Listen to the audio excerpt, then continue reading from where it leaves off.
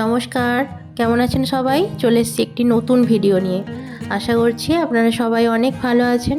আমরাও ভালো আছি। তবে বিয়েবাড়ি থেকে আজকে ফিরলাম। ফিরেই সকালবেলা চা খেতে শুরু করেছি। বিয়েবাড়ি থেকে ফেরার পর কি হয়েছে জানেন তো? পেটটা একটু বেশ খারাপই হয়েছে, তার সাথে আবার ঠান্ডাটাও কীভাবে লেগে গেছে। তো আমার গলার আওয়াজ শুনে নিশ্চয়ই আপনারা বুঝতেই পারছেন বেশ ঠান্ডা লেগেছে। আমাদের এখন চা খাওয়া হয়ে গেছে, আর সবার আগে যেটা কাজ যে ব্যাগ গোছানো। ব্যাগটা তো গোছানো হয়েছিল ঠিকই, কিন্তু এবার তো শাড়িগুলোকে সব ধুয়ে নিয়ে পরিষ্কার করে তুলে রাখতে হবে। তাই আজকেই কাজটা সেরে নিচ্ছি, কেননা আবার একটা বিয়েবাড়ি পড়েছে, সেটা আবার আজকে যেতে হবে। এইভাবে একটার পর একটা হতে থাকলে তো কাপড়ের লাট হয়ে যাবে, তাই না?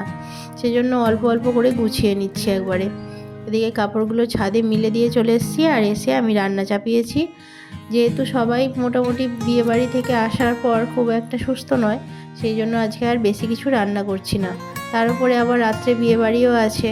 তো আজকে করে নিচ্ছি সব রকম সবজি দিয়ে একটা ঝোল, আর হচ্ছে কুমড়ো ভাজা, তার সাথে হবে একটু লাউয়ের তরকারি। ঝোল আর কুমড়োটা আমার প্রায় হয়েই গেছে, এবার শুধুমাত্র লাউয়ের তরকারিটা বসালেই হয়ে যাবে। তো তরকারিটা আমি এদিকে বসিয়ে দিই, দিয়ে ওদিকে কাপড়গুলো নিয়ে চলে আসি। কাপড়গুলো নিয়ে এসে এক জায়গায় জড়ো করে রেখেছি, ভাবছি স্কুল যাওয়ার আগে এগুলোকে পাট করে রেখে যাব। তো চলুন, খাওয়া দাওয়া হয়ে এখন আমি রেডি হয়ে গেছি স্কুলের জন্য। শরীর যেহেতু খুব বেশি খারাপ নয়, আর যেহেতু নেমন্ত্রণটা আমাদের স্কুলেরই এক বন্ধুর বলা যায়, তো সেই জন্য ওইখানে স্কুলটাও যাচ্ছি, এসে ভাবছি ওখানে চলে যাব। আর আসার পর দেখুন না, বেশ সর্দিটা দেখছি হয়েছে, তাই গলাটা বেশ ভারী ভারীও লাগছে। তো এসে খাওয়া দাওয়া করে তারপর যেহেতু টিউশন পড়াই বিকেলে, তো সেটা পড়িয়ে নিয়ে এখন একটু গালে হাত দিয়ে ভাবছি যে কি করা যায়। কেননা সাম্যর জন্মদিন ধরবো ভাবছিলাম কালকে, তো সেই জন্য ওর বাবাকে কিছু নিয়েও আসতে বলেছিলাম। তো ওর বাবা সেই সব মুদিখানাগুলো এনেছে, ভাবছি একটু গুছিয়ে রাখি, রেখে তারপর বিয়েবাড়ি যাব। সেই জন্য ওইগুলো নিয়েই এখন বসছি। আসলে সাম্যর যে জন্মদিন ধরা হবে, সেটা আমাদের চাঁদ দেখে ধরা হয়। চাঁদ দেখে বলতে এইরকম, মানে শুক্লপক্ষতে ধরা হয়, সে যেই সময়ই পড়ুক। না হলে এমনি ফাল্গুনের 2 তারিখে ওর হচ্ছে জন্মদিন, কিন্তু ওই দিনটা যেহেতু আমাদের শুক্লপক্ষ থাকছে না, তাই আমাদের তারপরে যে কোনো একদিন ধরে নেওয়া হয়। মা যেহেতু সাম্যর বাবার এইভাবেই ধরে, তো আমিও সেই জন্য সাম্যর এইভাবেই জন্মদিন ধরি। দেখলাম তো যা যা আনতে বলেছিলাম মোটামুটি সব ঠিকঠাকই এনেছে। ধনে, জিরে, কাজু, কিশমিশ, নুন, চাল সমস্ত কিছুই ঠিকঠাক নিয়ে এসছে। আর বাদবাকি যা সবজিগুলো সেগুলো ফ্রিজে ঢুকিয়েই রেখে দিয়েছি। আজকে আবার কিছুটা কাজ না গুছিয়ে রাখলে না কালকে ভালো লাগবে না। কালকে দিনটা স্কুল ছুটি নিয়েছি, তো কালকে ভাবছি ওর জন্মদিনটা করে নেব। আজকে এগুলো গুছিয়ে রাখি, রেখে এবারে আমরা রেডি হব বিয়েবাড়ির জন্য। বিয়েটা যে হচ্ছে খুব একটা বেশি দূরে না, কিন্তু নেমন্ত্রণটা আছে আমার আর সাম্যর।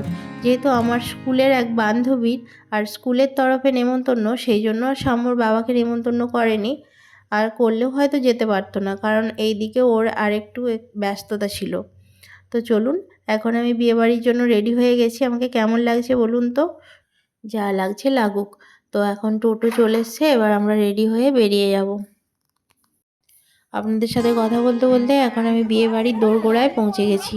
কি সুন্দর সাজিয়েছে দেখুন। আর এখানে আমাদের সমস্ত ম্যাডামরা এসে হাজির হয়েছেন। যতই প্রত্যেক দিনের দেখা হোক, কোনো অনুষ্ঠান বাড়িতে যখন সবাই সবার সাথে দেখা হয়, তখন আনন্দটা একটু বেশিই থাকে। সবার মুখটাতেই হাসি থাকে। মুখ ভার করে এই সময় আর কাউকে দেখা যায় না। চলুন এবার কনেকে দেখাই। এই যে দেখতে পাচ্ছেন কনে, আর তার সাথে আছে তার মা। এই যে এই দৃশ্যটা, এটা সত্যিই কিন্তু খুব ভালো লাগে। একজন মেয়েকে তার মা দেখুন আংটি পরিয়ে দিচ্ছে। এখানে আমাদের বান্ধবীকে জানেন তো, ওই যে যাকে দেখতে পাচ্ছেন, যার বিয়ে হচ্ছে, তার মা। উনি আমার থেকে বয়সে একটু বড়ই হবেন, কিন্তু আমরা সবাই একসাথে কাজ করি বলে বন্ধুর মতোই হয়ে গেছি।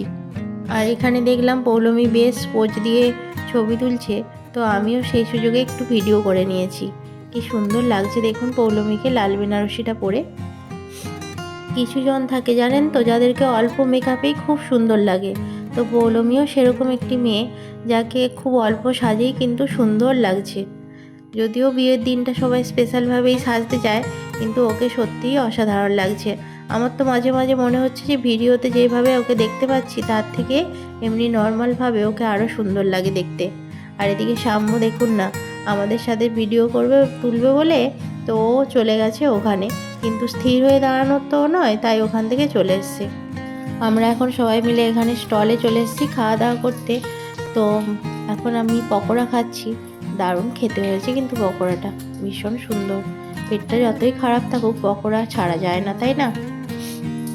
লগ্ন 11টা নাগাদ ছিল তো বর চলে এসছে। আর কি কাণ্ড হয়েছে জানেন, এই যে ব্যক্তিকে দেখতে পাচ্ছেন আমি ভেবেছিলাম ইনিই বর, তো আমি বেশ করে এনারই ভিডিও তুলে যাচ্ছি।